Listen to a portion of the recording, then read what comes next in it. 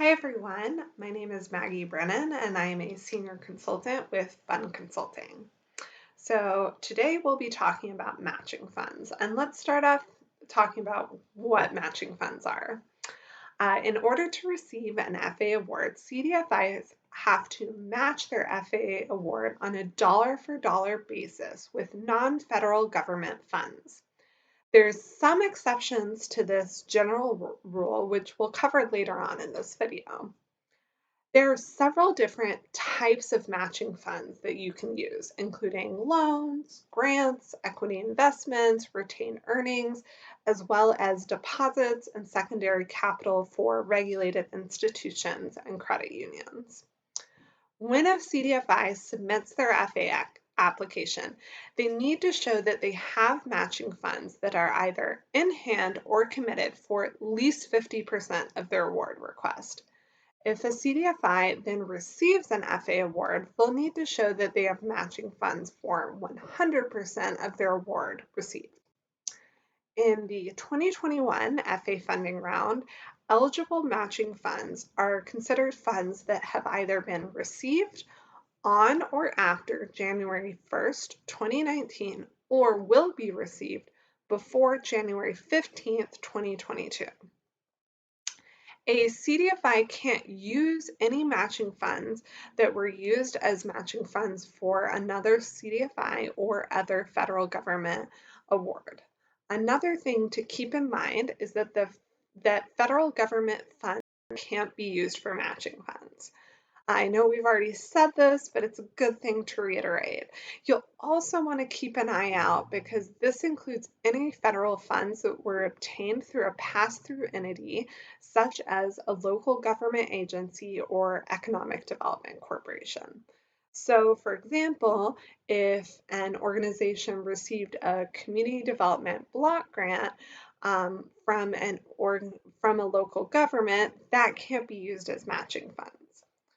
Additionally, what you can or have used these matching funds for has to match an eligible use of FA funds.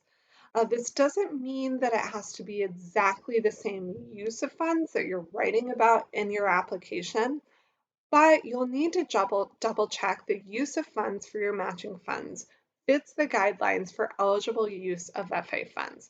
If you have any questions about eligible use of FA funds, you should take a look at the CDFI Fund's NOFA, or feel free to contact the Fund Consulting team. Now, some of you might be thinking, do I even need matching funds? And that's actually a great question.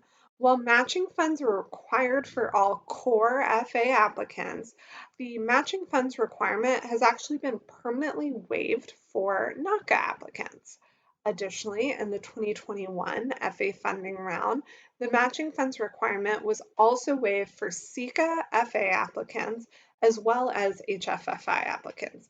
Now, this doesn't mean that if you're applying for HFFI and Core FA that you don't have to present any matching funds. It just means that you'll only need matching funds for your Core FA request and not your HFFI request.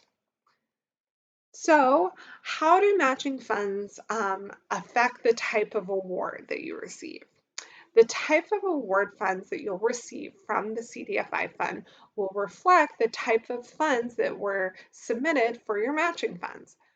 So if the matching funds you submitted were all grants, you'll receive an FA award in the form of a grant from the CDFI fund.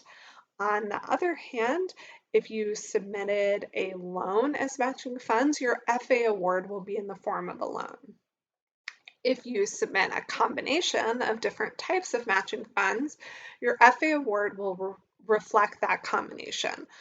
So for example, if 20% of your matching funds that you submitted were loans and 80% were grants, and then you received a $1 million FA award, then $200,000 or 20% of your award would be in the form of a loan, and $800,000 or 80% would be in the form of a grant. Now, what happens if between submitting your application and receiving your award, the type of matching funds that you used in your application changes? Would the CDFI fund allow you to change the type of award you receive? The answer to that question is unfortunately no. You can't switch your matching funds types that's listed in your application.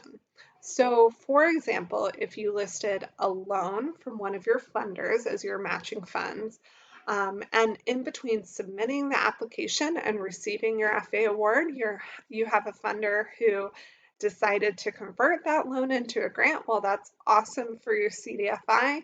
Your FA award would still be in the original form of the matching funds, which in this example would be a loan.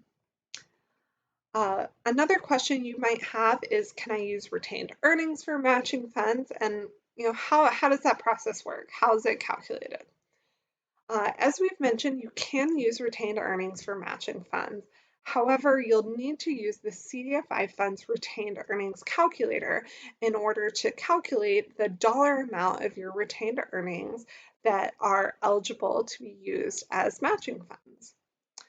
When you're using the retained earnings calculator, it's really important to make sure that you're using the calculator that's specific to your organization type.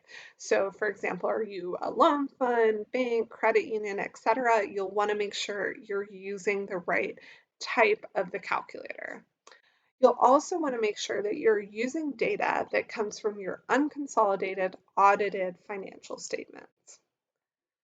Finally, if you're using retained earnings for your matching funds, you'll need to attach your retained earnings calculator to your application. This might make a few of you wonder, well, do I need to submit any other documentation of matching funds? And it really depends on the type of matching funds you're using. You'll need to submit documentation for matching funds that are in the form of deposits, credit union shares, equity investments, secondary capital, and as we've already mentioned, retained earnings. You won't need to submit documentation at the time of application for matching funds that are in the form of grants, loans, or in-kind contributions.